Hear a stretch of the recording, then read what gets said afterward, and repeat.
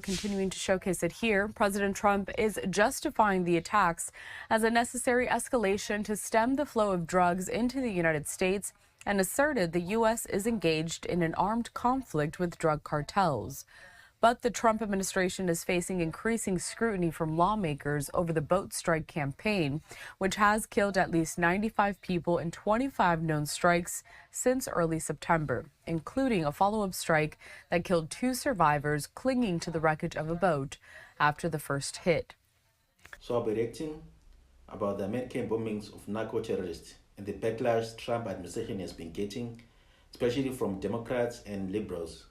So Pete Hegseth and Donald Trump have been getting a lot of hate from Democrats and liberals for bombing of these drug boats, claiming it's illegal, and some go as far calling it murder. Personally, I support the airstrikes. I don't see anything wrong with it. It's time to be aggressive with these drug dealers. The major problem with the world these days is that victims are now seen as the criminals and criminals are seen as the victims. I believe Western governments have become too soft instead of assisting the Trump administration. As the drug pandemic affects everyone, not just America, the world should have been united to end these drug dealers. But what we have are these countries like United Kingdom and then the organizations like the United Nations withdrawing intelligence and condemning the United States for human rights violations. Look, I don't care that these narco-terrorists are being eliminated. Even Democrats and liberals don't even care about them.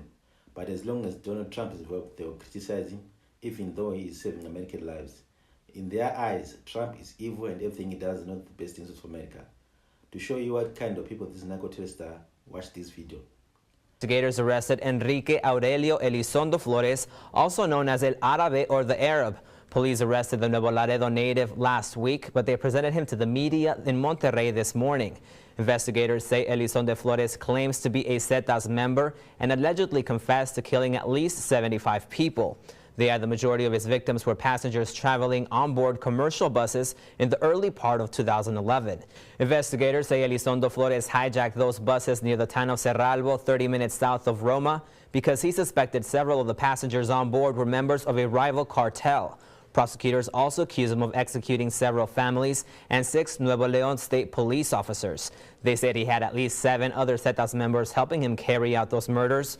Nuevo León state investigators say they gathered a long list of evidence that supports the man's confession, which includes burnt human remains, hair, and clothing from the... These are the people Democrats, senators, liberals, and the United want to protect with the excuse of human rights and the due process.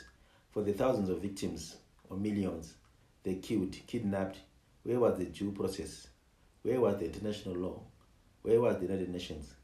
These people only understand violence, and there are many such cases happening all over the world. And you expect people to feel sorry for them? They don't care about due process, human rights, or the national law. Their goal is putting fear in people. That's how they operate. Fear and intimidation. Trump is justified. These Democrats are crying, saying it's illegal, goes against the international law, and it's murder. Democrats and liberals can see clearly that these boats are carrying drugs. Everyone can see, but they turn a blind eye to the crime. Just to make sure Trump is impeached.